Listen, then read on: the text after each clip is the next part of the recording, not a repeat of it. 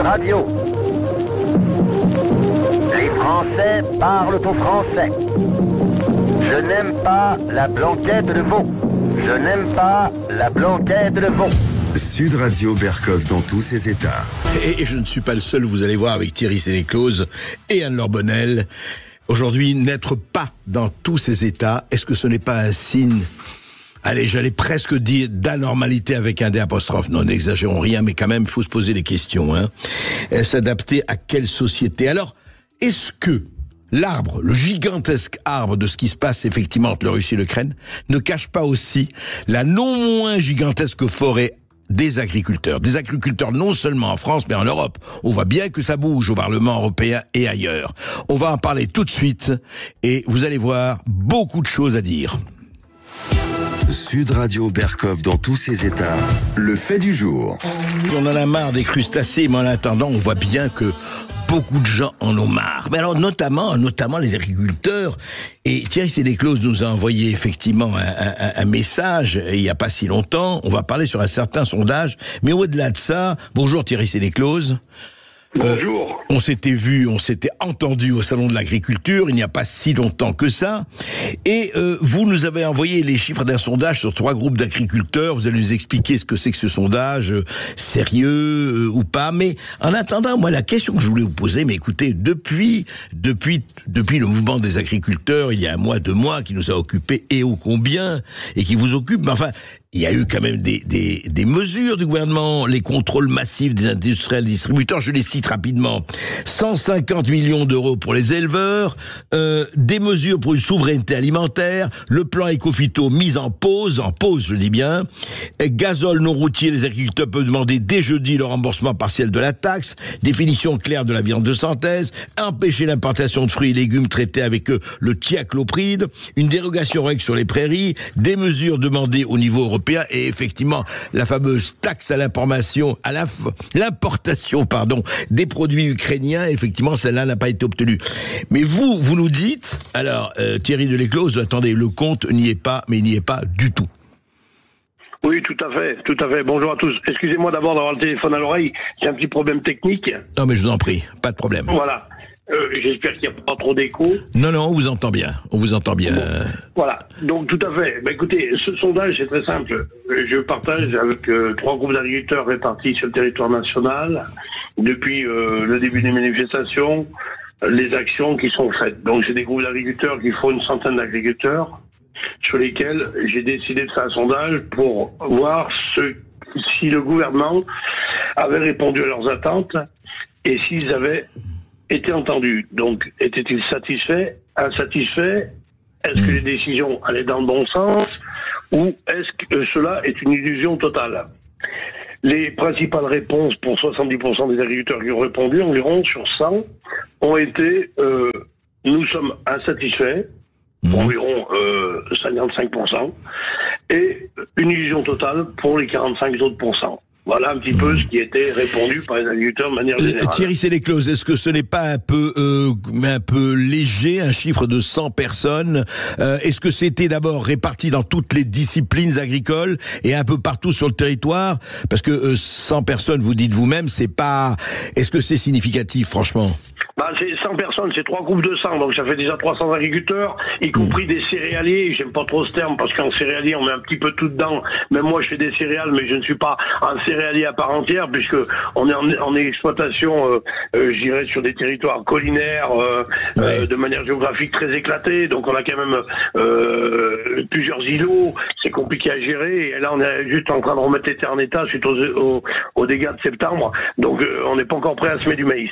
Mais bon, voilà. Donc il y a un petit peu tout le type d'exploitation, tous les profils d'exploitation, y compris donc dans la Drôme, dans l'Eure et dans le sud-ouest, du côté de Bordeaux. Donc si vous voulez, on couvre bien à peu près toute la configuration des exploitations agricoles, quoi. D'accord. Alors, vous dites effectivement insatisfaction et aucune illusion sur ce qui est fait, mais en énumérant ce qui aurait été fait, enfin ce qui a été présenté, avec les 99% des aides de base de la PAC déjà versées, etc.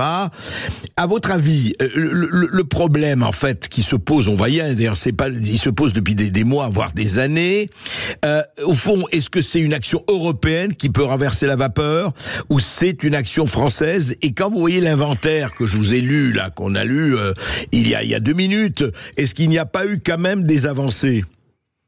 Bon, il y a certainement quelques avancées, mais si vous voulez, c'est comme, je sais pas, moi, mettre un grain de sel dans une soupe de 25 litres, quoi. Vous voulez assécher l'océan avec une cuillère à café, c'est ça? Ouais, je dirais même avec une fourchette, de manière plus symbolique.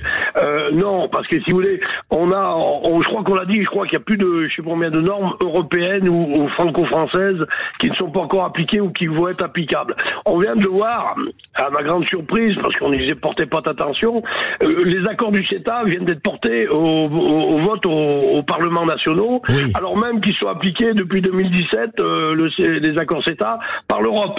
Oui. Donc, si vous voulez, on voit bien qu'il y a une contradiction entre une supposée démocratie participative à laquelle vous êtes censé adhérer par le vote, et puis la décision des commissions européennes qui ne fait que des décrets ou les applications de choses qui n'ont pas encore été votées. Donc on est toujours les dindons de la farce. Et au regard de toutes ces normes, oui, il semblerait qu'il y a des normes qui aient été supprimées. Vous savez, j'étais en relation au téléphone avec une dame qui vient de prendre la retraite à la DDT de Valence, qui est une dame formidable. Au début, la discussion était assez tendue parce que, si vous voulez, vous le savez, je suis assez direct. Mais finalement, cette personne a appris à m'apprécier et je l'ai apprécié beaucoup. Et je lui souhaite d'ailleurs un bon départ à retraite. Elle m'a dit, mon pauvre monsieur Sénéclose, je pars à la retraite, mais la boule au ventre. Et je vous souhaite bien du courage pour faire face à toutes les bêtises que l'on nous pond pour les années à venir. Parce que il y en arrive des tonnes alors que, comme vous le dites, on a une cuillère pour assécher l'océan, quoi. Ouais. Mais alors justement, parlons-en en détail, que la dame de la DDT vous a dit ce qu'elle vous a dit. Et d'ailleurs, juste pour le CETA, vous savez que hier, nous avons justement dans l'émission, nous avons relayé Valérie Hayer, qui est la tête de liste Renaissance aux élections européennes. Alors, vous savez que le CETA a été refusé par le Sénat, tel quel, à une très grosse majorité, et doit être voté à l'Assemblée nationale. Et elle a répondu cette chose formidable par rapport à la démocratie. Et le journaliste lui disait, mais écoutez, si l'Assemblée nationale refuse l'accord sur le CETA, donc il est mort et enterré. Et elle a répondu, Valérie Hayer, donc tête de liste aux élections européennes, elle a dit, ah non, pas du tout, c'est le gouvernement qui décide. Ah, c'est intéressant, on voit très bien ce que pèse à ce moment-là, en tout cas à ses yeux, à elle, l'Assemblée nationale et le Sénat, c'est-à-dire le législatif. Ça va un peu dans votre sens. Non, avec le législatif est totalement bafoué au profit du dictatif, hein, de l'exécutif. Mais le problème, c'est que de toute façon, tant bien même que l'Assemblée nationale voterait contre le CETA, je veux dire, si on est à l'Assemblée nationale, a priori, de ce que je comprends, c'est que de toute façon, il est applicable de fait par la décision européenne.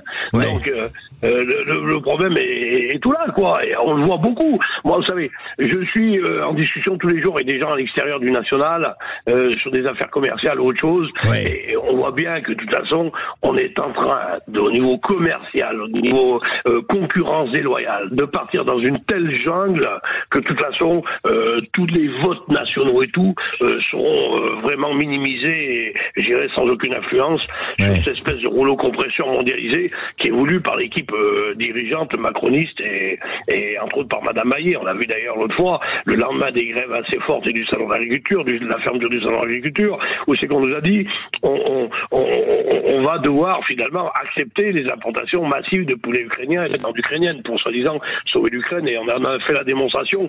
Ce n'était pas pour sauver l'agriculture ukrainienne, mais pour justement sauver les yachts et les riches demeures de quelques oligarques qui ont été mis en place. Oui, et surtout, on sait très bien qui possède aujourd'hui les 2/3 de la terre ukrainienne et des millions d'hectares, effectivement.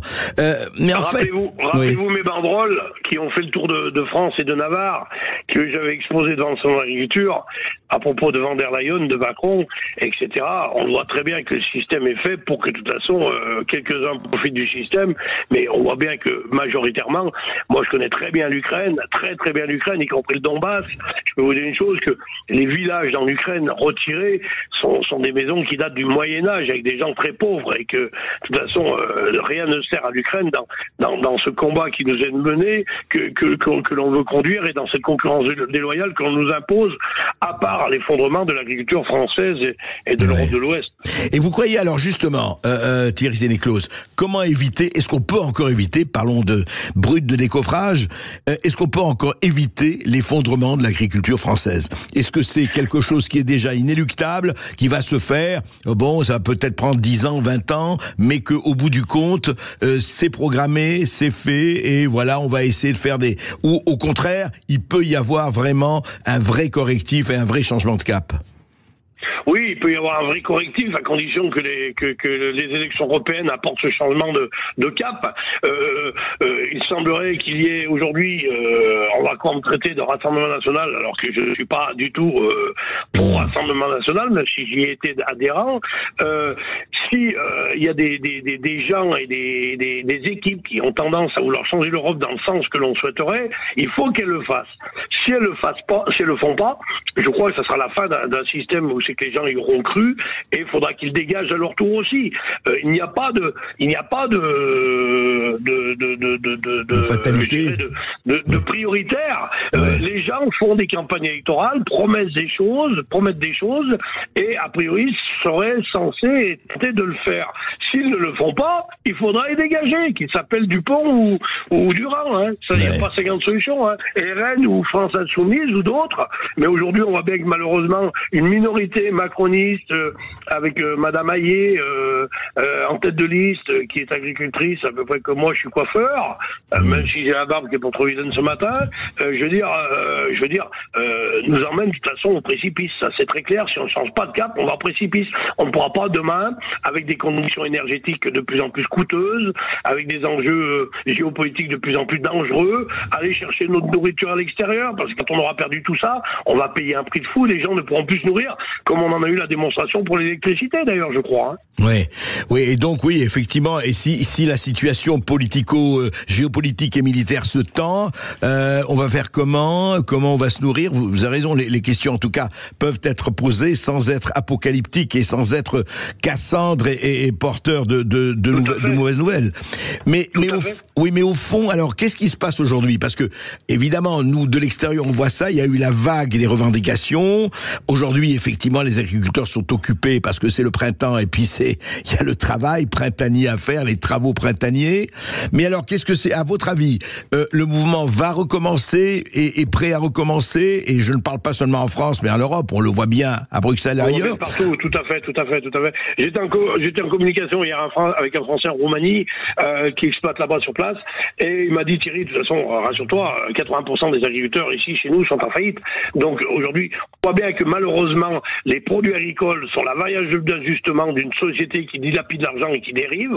Et aujourd'hui, depuis 30 ans, je dis, je confirme, et encore plus sous Macron, on fait tout et n'importe quoi. On accepte de l'Ukraine des blés à prix cassés qui appartiennent à des sociétés multinationales telles que BlackRock, Vanguard, Blackstone, qui sont aujourd'hui de capitaux américains, souvent de capitaux qu'ils ont sucés sur les épargnes retraite des Français, parce que je crois qu'on est en train d'essayer de, je sais pas comment, mais de céder nos fonds de retraite à Blackstone, encore à des fonds américains. On voit bien que M. Macron a acheté 112 milliards de dettes américaines. Non, mais ça veut dire sur le plan agricole, ça veut dire que c'est fini, quoi. Mais parce que, en fait, est-ce que je ne vois pas quelle est la capacité de résistance, au fond, Thierry Séclos? La capacité de résistance, c'est de toute façon, au bout d'un moment, si des actions pacifiques, comme l'ont démontré les agriculteurs, et je salue tous mes agriculteurs qui aujourd'hui sont obligés d'aller dans les champs parce qu'ils travaillent, même nous on y était, mais la pluie nous sort, on a un printemps qui est très compliqué, et la situation financière, comme je vous dis déjà, pour remettre des parcelles en état est très compliquée, parce qu'on a eu énormément de dégâts, et pour le moment